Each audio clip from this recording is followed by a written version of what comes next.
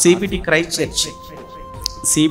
Church Addanki వారి ఆధ్వర్యంలో జేబీఆర్సి Christ church Talluru వారు ఒక నూతనమైన పాటను రూపొందించడం జరిగింది. ఆ పాట ఆత్మరూపంలో మోసం చేసే అపవాది. బైబిల్లో పరిశుద్ధాత్మ, భ్రష్టాత్మ, రెండు ఆత్మలు. పరిశుద్ధాత్మ మనిషిని దేవుళ్ళో నడిపించేదైతే, ఆ భ్రష్టాత్మ మనిషిని దేవుళ్ళో ఉన్నారు అన్నట్టు భ్రమపరుస్తూ ఆ దేవునికి దూరం చేసేది. కనుక ఈ భ్రష్టాత్మ చేసేటువంటి, పరిశుద్ధాత్మ ముసుగులో భ్రష్టాత్మ చేసేటువంటి కార్యాలు, మోసాలు ఎలా ఉంటాయో చిన్ని పాట రూపంలో వాళ్ళు చక్కగా చేశారు, నేను విన్నాను. మరి ఈ పాట రచించింది సహోదరులు ఇస్సాక్ గారు రచించారు. స్వరకల్పన కూడా తనే చేశారు.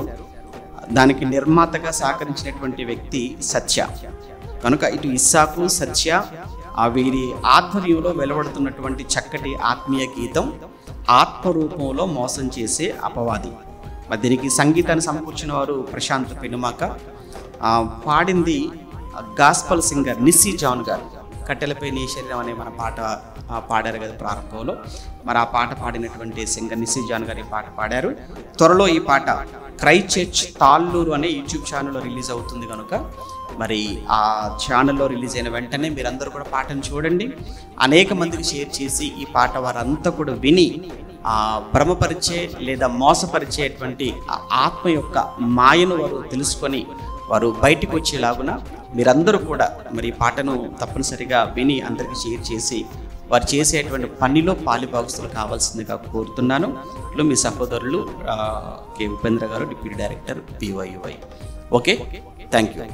ఆత్మరూపంలో మోసం చేసే అపవాది నీ వద్దకే దిగి వచ్చి ఉన్నాడు తెలుసా?